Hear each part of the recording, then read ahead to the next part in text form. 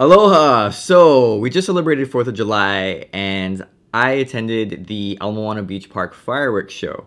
And I want to talk about my experience going there. Not so much showing the fireworks because I'm sure you've seen fireworks, but more about just my experience, some of the logistics on what you can expect, parking and the crowds, and just really asking how do local people do it? Because this was my first year in a long time. And I don't know how people do this. How do people plan their day? It's so crazy. So I would love to know how people do it because based on my experience, I'm not sure I'm ever going to go back again. And that's not because the fireworks was terrible, but I kind of had to think, was it worth my time? So I wanted to share my experience, what we did that day, and hopefully people can offer some advice on how to plan a day better.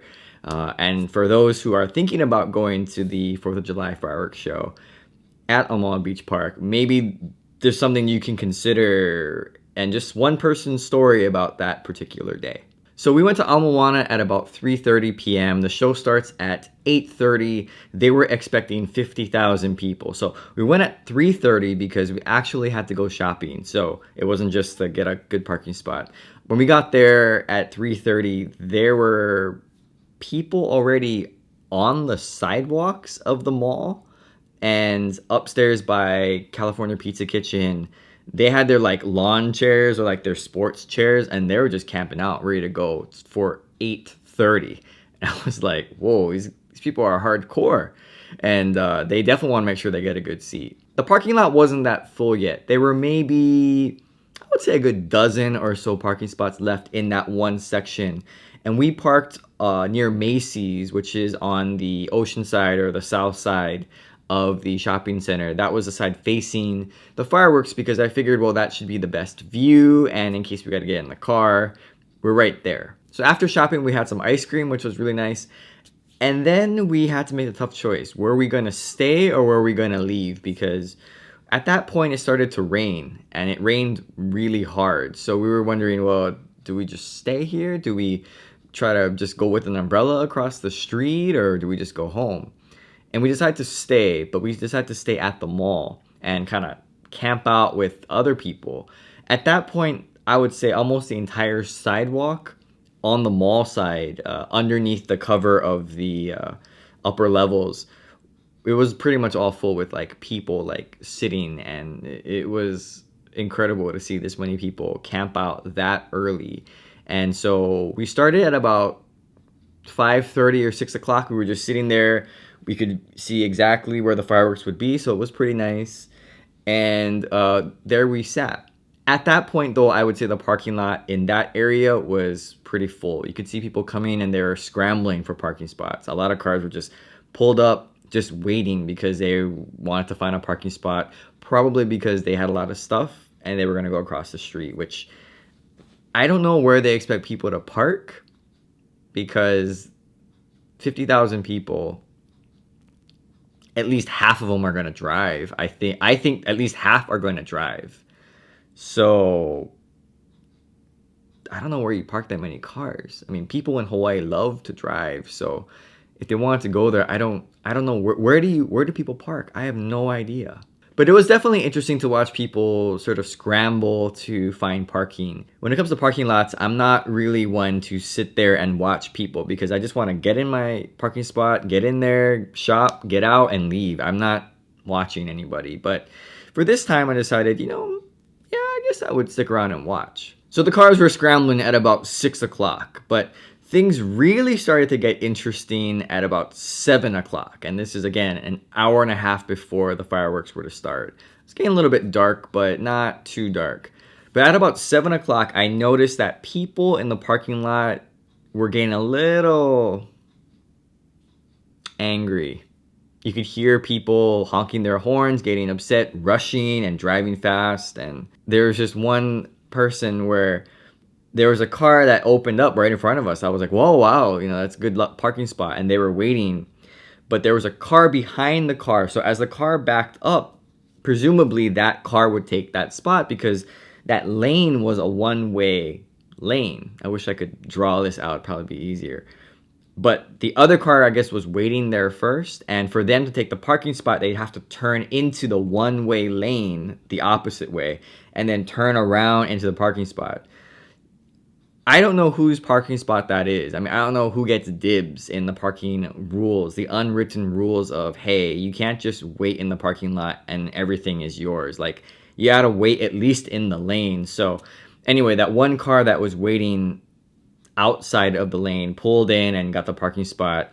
And I guess they were mad. And the other car that was waiting there, the truck, was really mad. So they spun out their wheels and they backed up. I don't know why. And then the car got in, and then the family who was in that car, that they started walking to the mall, and we were sitting right there. And they started muttering things like, oh, I don't know what's his problem, because, you know, it was our parking spot. And I was like, I guess, but you went in the wrong way. And anyway, so then the truck that was waiting there eventually got a parking spot, which I guess is a happy ending for everyone. But still, people were getting a little fiery. They were not patient anymore. At this point, I think if you didn't find a parking spot, you're done. And we started to see cars blocking other cars that were parked. So it's not really double parking. Maybe it is double parking, but it was more like the cars are parked in their one-way lanes, and cars would just pull up and just take up half that lane and just say, yeah, we're just gonna park here for the remainder of the evening. So I guess that was okay. The mall security came by several times, didn't say anything, so I guess that was fine. It was also really interesting to see how people found their positions to watch the fireworks, because you had people who were waiting there for a long time, like us, and we had a pretty good spot. But then you had people who would be in front of us. So imagine if you're sitting there on the ground and then you're waiting for hours, right? 2 or 3 hours. And then you have people who come like 30 minutes, 15, 10 minutes before the show, and they stand like right in front of you, right? Like they just block you, right? Like what are you supposed to do with that? Like, are they supposed to sit down? Are they supposed to get out of your way? I don't know how that works, but it was one thing that I noticed. I was like, if we don't move, we might get blocked, and our 3 hours of waiting for in these good seats would be for nothing. The fireworks show started at 8:30. I don't know about the timing, because the show was supposed to be synced up with the radio. So this guy down the row of people waiting, he had a radio and he played it pretty loud so we could hear when the radio was going to start, or when the show was going to start. But the radio said 2 minutes to the fireworks. So we're like, okay. So I was getting all my camera stuff ready, and I was getting all ready. And all of a sudden, at 2 minutes, the fireworks start going off. And it's the real thing. And I'm like, oh, I guess we're starting. And I don't know if there's that big a lag or that delay with the radio or what. But yeah, it was a pretty big delay. So fireworks just started going off. And I was recording a little bit of it. It's not much. We had this light right in front of us, but it was fine. It looks terrible on the video just because of how lighting works, but you could see the fireworks just fine. So we watched the fireworks, and it was probably about 12 minutes. It couldn't have been more than 15 minutes, because it started at 8:30 and it was over by like a little after 8:40. Not longer than 8:45 for sure. And so less than 15 minutes of fireworks. It was very nice, so great job. Free, of course, so great job on that. But as soon as it was done, you see everybody just sprinting and walking fast and like, get over here, with their kids, like, get over it, we gotta go. And it was it was a mad scramble to the car. So of course, we're heading to the car. I'm like, throw everything in the car, let's get out of here. And it reminded me of that scene in Fast and the Furious where everyone's like, they're street racing, and then they call, oh, the cops are coming, and everyone books it into their car, and they just start pulling out, and it's just like zoo, zoo, zoo, like that. And that's what it was like, except we're all in a parking lot and we can't go anywhere. So we start to back out, and you got people walking because they're walking in the parking lot. You got cars backing out, and nobody is moving. And this is what I learned that I didn't know. So they block off Ala Moana Boulevard, which is the main road between the park and the mall. Ala Moana Boulevard also is where we were planning on turning out to go home. But I didn't know that it was blocked. I guess there were signs there. Perhaps there should have been more signs, or I should have read up on it, or it should have been online. But it is important to know that that road is blocked and you cannot get out. I didn't know that. We had to ask the valet guy, because when we got into the car and we were in the parking lot, we did not move for 20 minutes. Now, I thought there was an accident. I thought something bad happened, but we didn't move for 20 minutes. Our car, it was in the same spot for 20 minutes, like waiting. And so that's when we decided to ask the valet guys at Neiman Marcus. We were like, "Hey, what's going on? Why aren't the cars? Is there an accident, or what's happening?" And that's when he explained, "Oh, they block off that road so all the spectators can come and they can walk over safely, and then they'll open up the road later." Which, again, I didn't know that. So we ended up waiting. Eventually, it did open up, and then we were able to go home. I would say, in total, we spent 1 hour in the parking lot. That's not hyperbole. That's not exaggeration. That is timed. We were in the parking lot for an hour because the show ended at around a little before 8:45. We did not get out of that parking lot until at least 9:45. I was like, oh my gosh, 1 hour. So that all made me wonder, is it worth it to go there? Maybe not parking at Ala Moana, but if you don't park at Ala Moana, where do you park? That's what I want to know. Like, local people, where do you guys park? It can't all be in the park, that's why, because there's not that many parking spots. Is it Ward? Do you Uber? Do you bike there? Do you park on the other side of the mall and just walk over? Like, it was like a 4 or 5 hour commitment for less than 15 minutes of fireworks. And I had to ask myself whether that was worth it. You know, I don't want to be this old grandpa who's like, ugh, it's so terrible, I don't want to do anything. But at a certain point, I kind of had to ask myself, is this worth my time? You know, like, is 5 hours worth it? And some people might say, yes, it is, because you spend family time, right? You go to the beach early, you get to spend the day together, or you wait for the fireworks early, like some of the other families were doing by us, right? They were just sitting around waiting. But I observed that most of the people, especially the kids, they're on their phones, they're on their iPad, they're not having family time. If that's what family time is, then I'm just like, oh, okay, that's family time. On your phone the whole time, okay.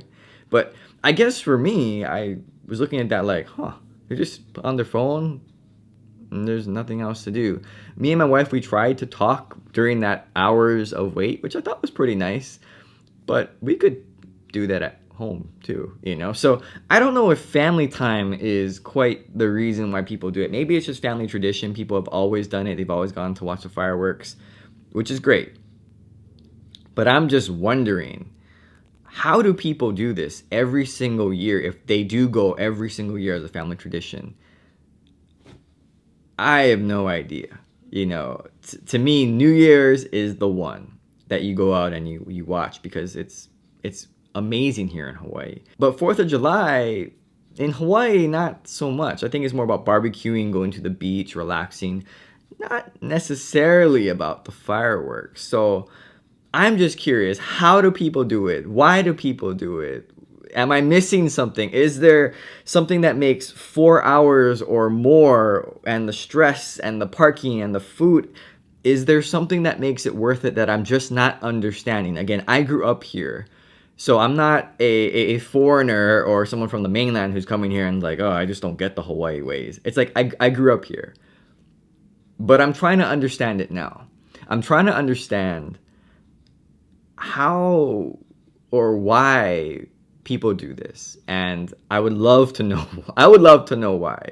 And as a visitor, if you're thinking about going, again, this is just my experience. You may experience something totally different, but I'm just trying to share the logistical part, the unfun parts, the part that nobody really talks about, because everyone's just waiting for 8:30 to, you know, shoot on their phone. Oh, amazing fireworks, or oh, the food, or oh, the beach.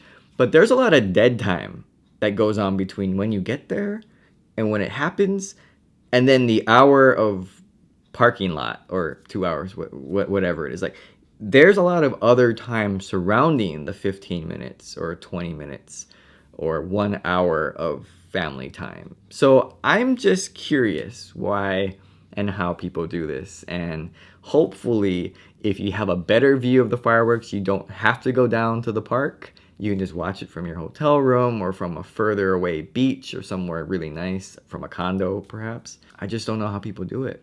And I'd love to know how and why. So thanks for watching this video. I hope you enjoyed it, and see you next time. Aloha.